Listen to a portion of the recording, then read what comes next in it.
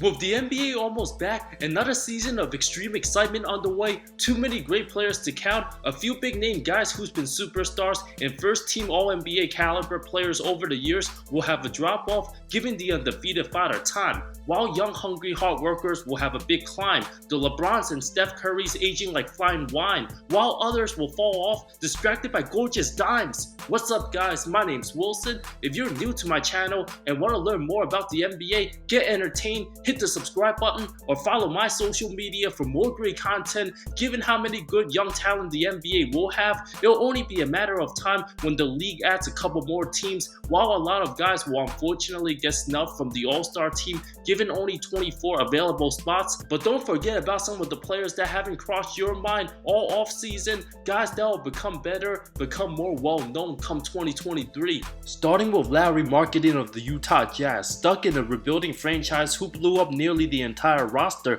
after 6 straight postseason appearances, the 7-footer from Finland quietly had a decent 2022.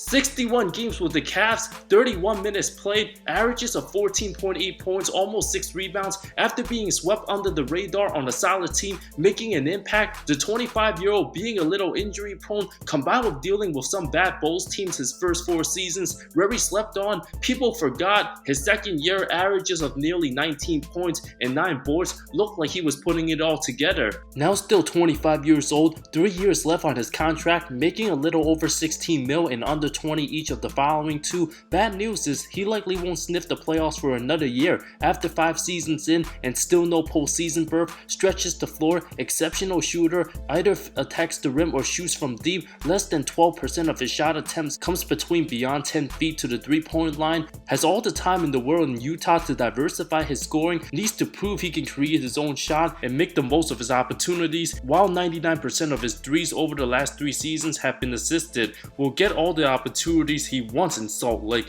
can draw attention even by the deadline from some playoff teams wanting to snatch him, absolutely put on the show in EuroLeague, averaged nearly 28 points, spoke very confidently about his success after a masterful 43-point outburst over Croatia, 19 of 29 shooting, looked unrecognizable. The aggressive drives and dunks, if that version of Lauri Markkanen can translate with the Jazz, don't be shocked if he averages 22 and 8 with the extra touches, just needs to build on the confidence, look more polished, given the stars of the Jason Tatum's, Bam Adebayos, and the big names he was traded for Donovan Mitchell in his 2017 draft class. Expect Markkanen to have a Jeremy Grant 2021 Detroit Pistons type scoring impact. Jakob Poeltl, low-key one of the only positive for the Spurs a season ago and one of the more improved role players, became the full-time starter in year 6, already heading to year 7. The former 9th overall pick out of University of Utah, first viewed as a disappointment with the Raptors' first 2 seasons. His first 4 seasons in the league, numbers of just 5.5 points and under 5 rebounds, 16.5 minutes played, nearly off the bench, wasn't a fierce rim protector like he is now, to all of a sudden being the full-time starter for the Spurs. Numbers of 13.5 points, over 9 rebounds last season, 29 minutes played and almost 2 blocks. The soon-to-be 27-year-old developed himself into one of the top 15 defensive players in the league. Despite the lack of offense and scoring weapons, a throwback traditional big who shot a total of 3 threes for his career, giving us Andrew Bogut similarities. With a lot of perimeter guys thinking they can get to the rim easily and not be afraid, they often forget about Poeltl.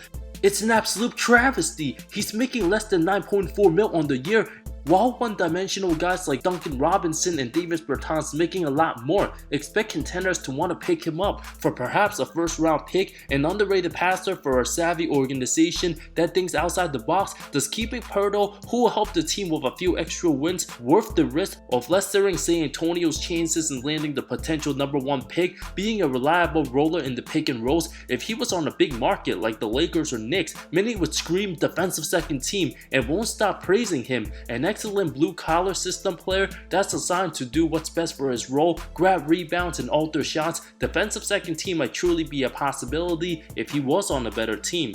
Wendell Carter Jr, another former lottery pick that's been swept under the rug, giving his injuries and struggling progress with the lack of player development skills for Chicago. Carter Jr finally played 62 games after just 44 and 43 his first 2 seasons. His first 3 seasons in the league, underwhelming numbers of 11 points, 8.2 rebounds, and 141 games. Very bad teams. To a full season with the Magic, one of the main options, averages of 15 a game, 10.5 boards in 30 minutes played. Numbers expected of him, now just age 23, heading into his 5th season as a former 7th overall pick. Last season, signed an extension with Orlando. Paid till 2026, could turn out as one of the best bargains, making less than 14 mil each of the next 4 seasons. By 2026, the Magic could be serious contenders if all the young pieces mesh. Although he might not become an all-star player, viewed as one of the unsung hero guys at the right place, right time, having teammates with higher ceilings. A player nobody paid attention to or talked about last season, was never gonna flourish in the dysfunctional Bulls organization, proven to knock down the 3 ball a little bit. His positional versatility leaves Magic fans optimistic. Doesn't need to score to be effective, will continue being a fan favorite if he continues to develop the right way. Trey Murphy III. David Griffin's done a hell of a job drafting young talents, although teammate Jose Alvarado and Herb Jones making more of the noise for the coming second-year guys. The 6'8" small forward quietly improved during the latter parts of last season. Despite numbers of just 5.4 points in 14 minutes, appeared like one of the young hungry players willing to listen and make the best of his opportunities between the months of March and April. The most important time for the Pels, snuck up on the Lakers, then surpassed them with ease, averaged 9.7 points, 3.4 boards in 19.5 minutes after March 9th, over 43% from deep.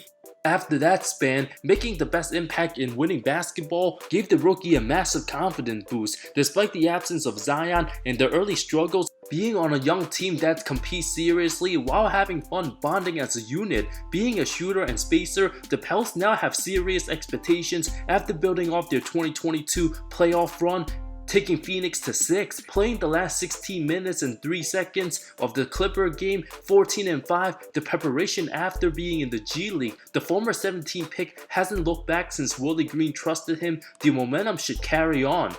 Precious Achiuwa, the now 23-year-old from Nigeria, proved himself as a solid piece for the Raptors. Improved numbers in year 2, 9.1 points, 6.5 rebounds, nearly 24 minutes compared to just 5 a game in 12 minutes for the Heat as a rookie. The team exercised his option, while all the attention for Toronto will go to the Rookie of the Year Scotty Barnes, first-time All-Star Fred VanVleet, and the much-improved Pascal Siakam. After a struggling 2021, Achiuwa made his athletics presence felt defensively, one of the best one-on-one defenders. Gave us some nice glimpses of the postseason, showing the ability to guard the bigger players of Joel Embiid down low and James Harden in the perimeter, while shooting 39% from deep post All-Star break. A do-it-all type guy, absolutely vital to the Raptors' success. Achiuwa can be the missing piece for a team to seriously contend again, having the upside of rim protection, size, and outside shooting. Nick Nurse gave him the thumbs up to play either off the dribble, create a little bit, allows more refs and comfortability. Given the constant injuries of OG Anunoby, Achiuwa can very well surpass him as an impactful player and might start over Gary Trent Jr. most of next season due to the deadly defense, looking to make the Raptors even more precious than last season. Honorable mentions includes Alperen Sengun of the Houston Rockets. The 20-year-old point center at 6'9" put up over 9 and 5 while having below average athletic abilities similar to Domantas Sabonis with his footwork. Josh Green of the Dallas Mavericks. Given Jalen Brunson's departure, Dallas needs the soon-to-be 22-year-old to make an impact. Zeke Naji of the Denver Nuggets. Lots of chatter about Bones Highland, but the 6'9" power forward has some moments for the short-handed playoff team last season. Josh Christopher of the Houston Rockets, heading to year 2, balled out in Summer League, and Emmanuel Quickly of the New York Knicks after an underwhelming year 2. Fans will let Tibbs hear it if he doesn't play the 23-year-old enough minutes. Thank you so much for watching this video. Which one of these players on my list do you think will take the biggest leap heading into next season? Let me know in the comments below. Subscribe for more great content, more good stuff coming soon. I love all of you. See you next time.